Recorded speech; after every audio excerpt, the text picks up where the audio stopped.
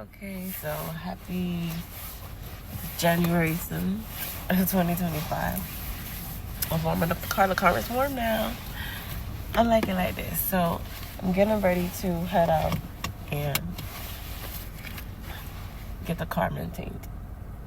And so I remembered Habakkuk 2 verses 2. I'm going to read that for you guys. And it says, "Then the Lord answered me and said, write the vision and make it plain on tablets, that he may run who reads it." Okay, so background information, context. So Habakkuk is a prophet, and it's about 3 chapters long, this book, so it's really short. And in the first 2 chapters, he's complaining to God. He's like casting his care upon God, because 1 Peter 5 verses 7 tells us to cast our cares on him because he cares for us. So he's doing what he's supposed to do, telling God, like he's tired of the injustice that's happening in the world and the people around him, and like God's people, and just the injustice that keeps happening to his people, to God's people. And it's like, God, when are you going to answer? Like, I know you see this. Like, he's reminding God, like, come on, God, which is good. That's a good thing to do, because God would love us to remind, when we remind him of the promises he made. So God answers in Habakkuk 2 verses 2. He answers and he says to him, write it down, write the vision and make it plain, that whoever reads it can run and tell about what God said. So God is basically answering and saying that divine justice will triumph.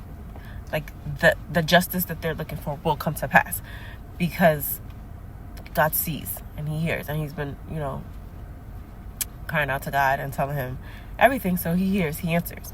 So that tells us, right, that whatever it is that we have been praying about, and that God says is going to, and he responds that God's is going to do something about it, whatever the promise is, whether it be a test result, a exam, a degree, just anything that you've been praying about, and to get a job, a career,